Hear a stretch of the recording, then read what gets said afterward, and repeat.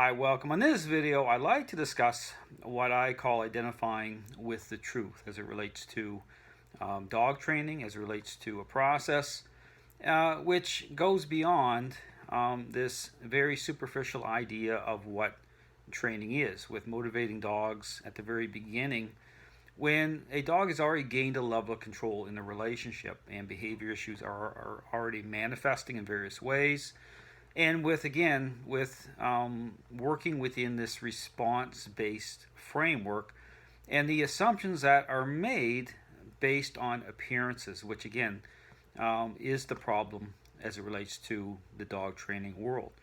Now, the issue about truth, understand when I talk about identifying with truth, it's coming to an understanding as to what the real issue is beyond appearances, beyond what people buy into, beyond what's being marketed and sold by those who identify as both balanced and force free. Because here's the thing, understand that when you look at what is available in terms of what's being marketed and sold within the dog training world, you're seeing this very popular idea of what training is.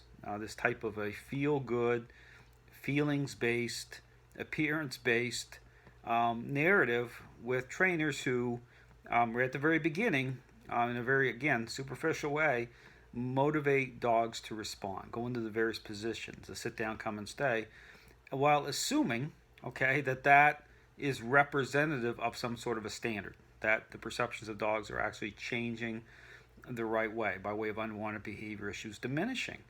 And what I show very clearly is that is not the case at all. In many, many cases, that's not what is actually happening. And again, when I talk about the parenting example, which again, I really would encourage dog owners to consider the parenting example, because understand this stuff lines up almost exactly by way, again, of engaging a relationship problem, by way of appearances, by way of, again, of, generating a series of responses.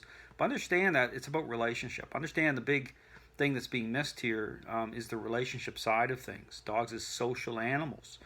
And, going by or being governed by what you see gets people into trouble very quickly. Because, again, understand when this doesn't line up, which is, understand, very common for people to invest their time, invest their money into this feel-good, appearance-based process, only to discover you're still dealing with a whole laundry list full of behavioral problems that just simply are not going away. And the tendency is, and understand this is kind of how this idea is packaged up, is to shift the blame and focus onto the dog as the problem versus this very superficial idea of what training is. So again, I encourage you to really think about this, because understand this is the number one problem. This is the source of the problem in the dog training world, those who identify a certain way. Because understand, when you identify a certain way, you're coming into agreement with this it's a type of doctrine, It's a narrative, It's what you've built your entire kind of thinking on. And therefore, again, this is extremely problematic, because it's not about saying, and this is, what people need to come to, saying, it is what it is, there's a serious problem here. I'm going to let the truth lead. I'm going to identify with whatever the truth is versus identifying a certain way right at the beginning. And again, limiting yourself, to actually challenging what the real problem is. And again, this is why you see so many dog trainers in the dog training world unable to talk about or consider what the real problem is, because they've already come into agreement with this idea. So understand, it's impossible to talk about anything that you've already sold out to. You're already in agreement with it. And this is the problem. This is why when you go in and look at my videos, just pay attention to what I'm saying. You won't hear any other trainer talking the way I'm talking, because I did not come into agreement with this idea. At the very beginning, I identified with the truth. And again, understand the whole premise here is to say, or at the very beginning, say, well, even if one dog takes the hit, or potentially takes a hit because of something we're doing wrong as the human, based on this idea, everything should stop there. Serious questions need to be asked as to what the real issue is. Is it really a dog's fault? Is it? No, absolutely not.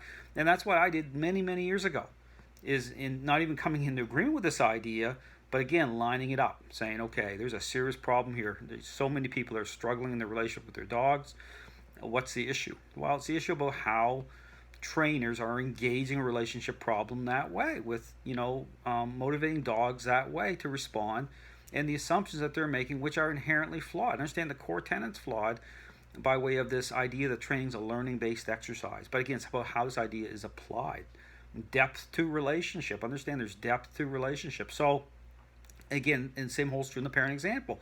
You only imagine, motivating a already selfish child. Understand when I say already selfish, that changes the context of everything. Okay, when you begin to motivate, responses that way. And then, because again, you can't go by appearances alone. You have to be able to put the picture to the test. And how does that happen?